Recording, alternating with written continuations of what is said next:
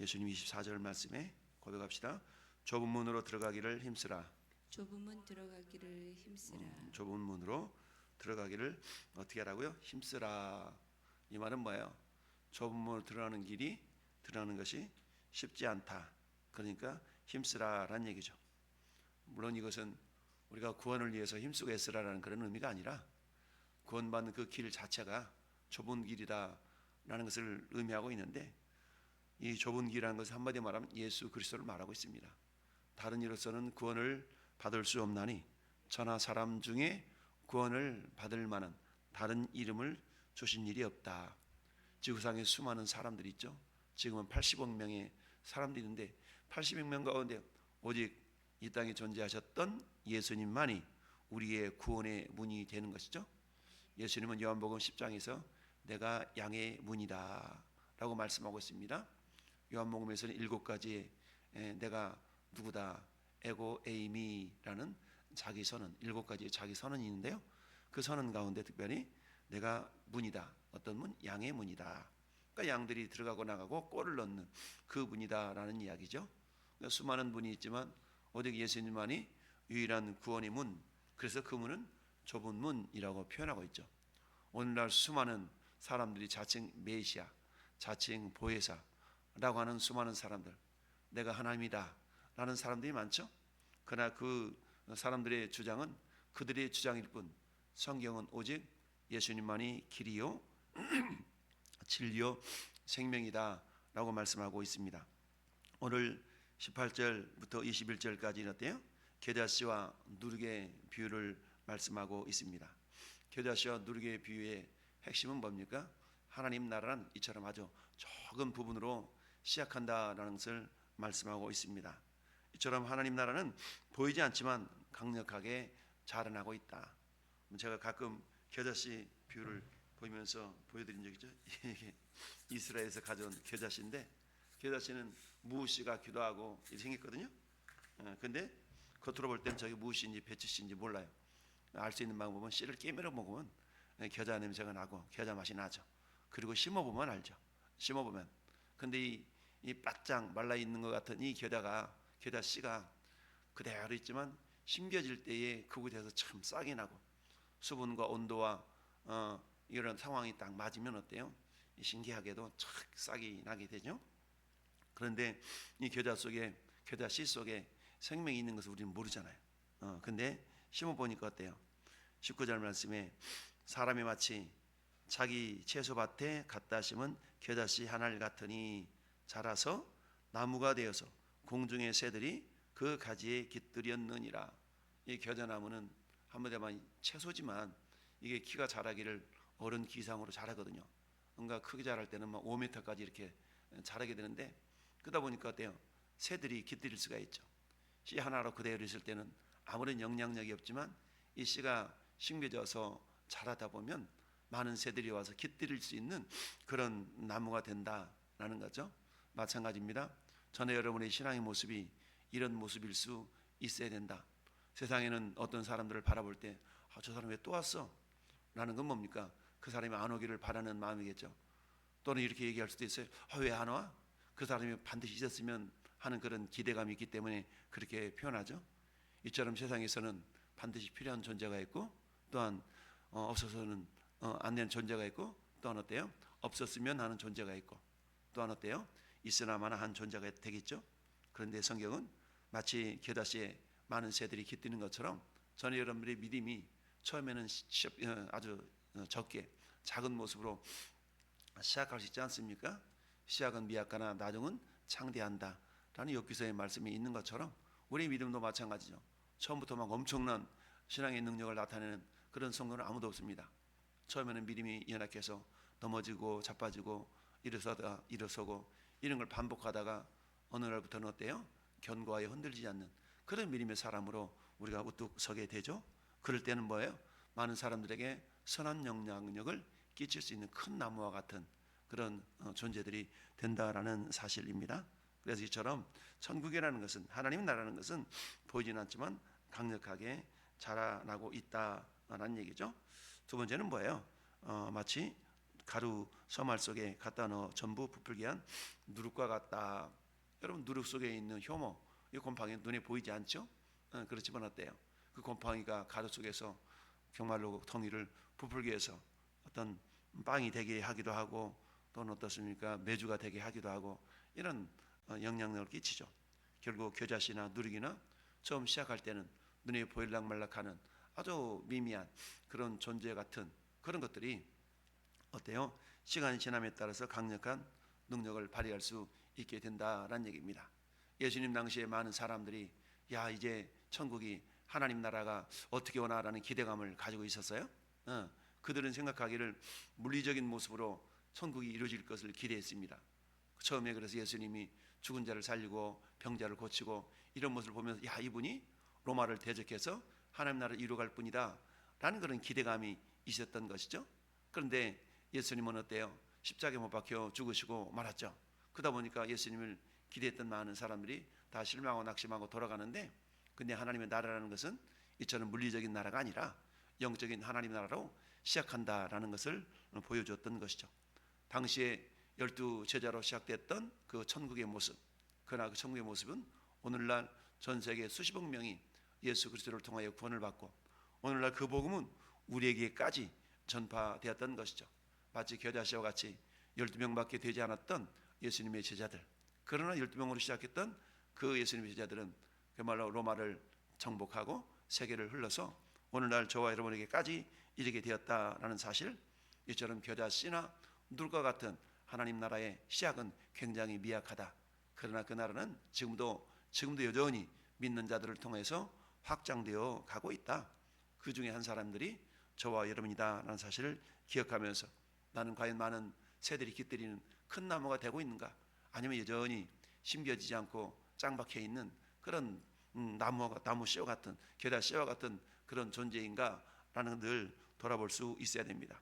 이어서 주님이 예수께서 각 성 마을로 다니사 가르치시며 예루살렘으로 여행하시더니 22절 말씀을 통해서 우리가 알 수 있는 것은 예수님의 궁극적인 목적지가 어디냐? 예루살렘이라는 사실입니다. 그러면서 예루살렘으로 가는 분명한 목적지가 있지만 거저가지 아니하시고 가는 과정 속에 뭐 하셨어요? 가르치시며, 그렇죠? 각 마을로 다니사 가르치시며 병을 고치시며 이런 일들을 행하시면서 예루살렘을 향하여 나아가고 있는 것이죠. 마찬가지입니다. 우리의 궁극적인 목적지는 천성, 저 하늘 예루살렘이죠. 하늘나라 예루살렘, 새 예루살렘 성을 향하여 우리 나가는 자들입니다. 근데 그저 조용히 나가는 자들이 아니라 우리는 그 길을 향하여 가는 과정 속에 예수님이 그리하셨던 것처럼 가르치며 병을 고치며 복음을 전파해서 죽은 자를 살리는 그런 역할을 우리들도 감당할 수 있어야 됩니다.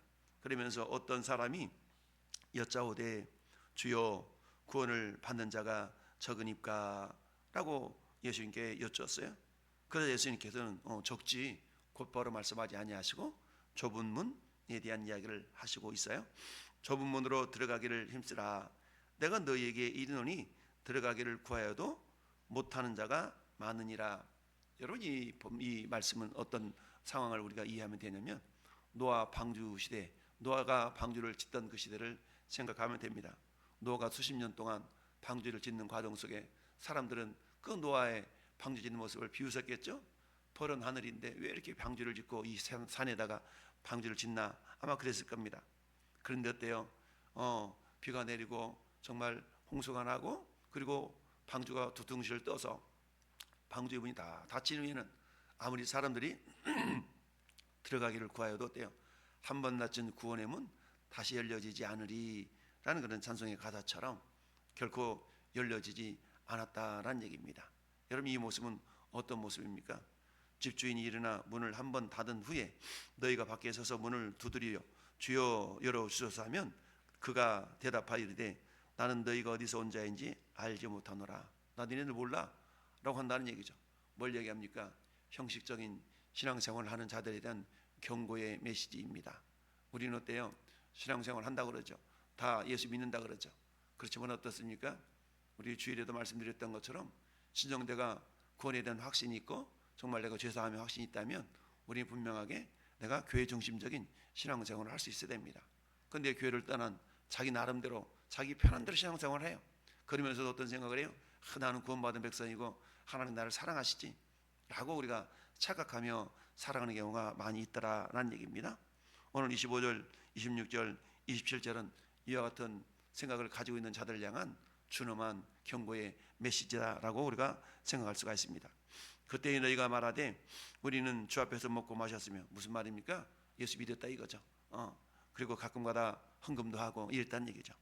먹고 마셨으며 주는 또한 우리의 길거리에서 가르치셨나이다 하나 그가 너희에게 말하여 이르되 나는 너희가 어디서 왔는지 알지 못하노라.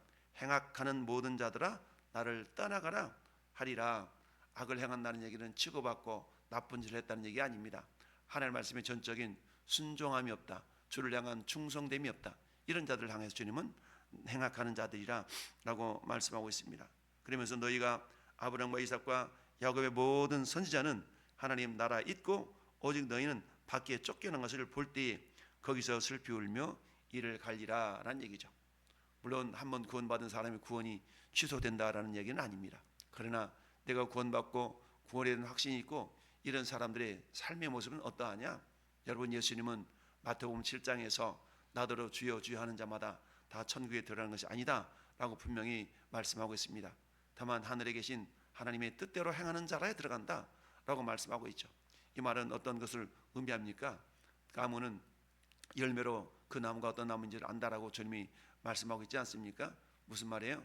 내가 구원받은 백성이고 하나님의 자녀가 되었다는 그런 믿음을 가지고 산다는 얘기는 그들의 삶이 그렇게 이전과 동일한 삶을 살지 않는다는 얘기죠.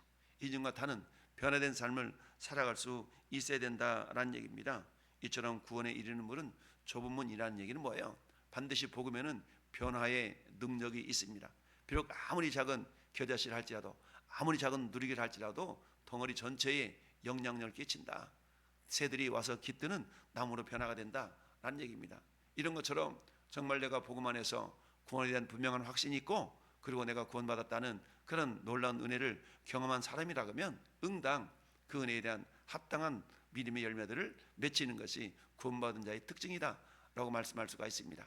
이것은 내가 억지로 쥐어짜서 만들어내는 것이 아니라 은혜에 밀려서, 마치 사도 베드로가 누가 말하려면 하나님의 말씀을 하는 것 같이 하고 누가 봉사하려면 하나님의 공급하시는 힘으로 하는 것 같이 하라 라고 말씀하고 있습니다. 여러분, 한두 번은 열심히 할 수 있어요. 그러나 계속해서 열심히 한다는 것은 내 능력이 아니죠. 주님이 도와주셔야만 된다라는 얘기입니다. 따라서 우리 성도의 그리스도인의 길은 어떤 길이냐? 뜨거운 냄비와 같은 그런 모습이 아니라 뚝배기와 같은 그런 모습이다라는 얘기죠. 밥을 다 푸고 차가운 물을 부어도 그의 숭늉을 만들어낼 수 있는 그런 잠재적인 능력이 있는, 에너지가 있는 그런 믿음의 사람들이 진정 구원받은 성도의 모습이다라고 말할 수가 있습니다. 그래서 30절 말씀 보니까 보라, 나중된 자로서 먼저 될 자도 있고 먼저 된 자로서 나중될 자도 있느니라 하시니라. 신앙의 역전현상이 언제든지 나타날 수 있다는 얘기입니다. 따라서 스스로 내가 예수 믿은 지 오래되었다는 얘기는 안심하지 말고 그 믿음을 잘 지켜나갈 수 있도록 늘 깨어 있어야 된다라는 이야기죠. 또한 나는 예수 믿어서 언제나 집사되고 언제나 권사되고 언제나 장로되나 라는 그런 어떤 신앙의 자책감을 가질 것이 아니라 우리 주님은 작은 일에 충성된 자를 더 큰 것을 맡겨주신다라고 말씀하고 있지 않습니까? 교회의 직분이 중요한 것이 아니라 지금 내가 어떤 모습으로 주님을 섬기고 충성하고 헌신하고 있는가라는 것이 더욱더 중요하다라는 사실을 우리가 알아야 된다는 것을 우리가 깨닫기를 바랍니다. 그렇습니다. 복음의 참된 본질, 예수를 믿었는데 변화가 없다? 아직 복음의 영향력이 자기 자신을 변화시키지 못하는 모습을 보면서 내가 믿는 믿음이, 내가 받아들이는 이 복음이 잘못된 것은 아닌가? 복음이 잘못되지는 않았죠. 그 복음을 받아들인 내 심령의 상태가 잘못되었다는 얘기입니다. 여러분, 우리는 삭개오를 잘 알고 있습니다. 세리장이었던 삭개오가 예수님을 그렇게 만나보고 싶어가지고 정말 돌 감람나무 이렇게 올라가서 저 멀찌감치 오시는 예수님과 눈이 탁 마주치잖아요.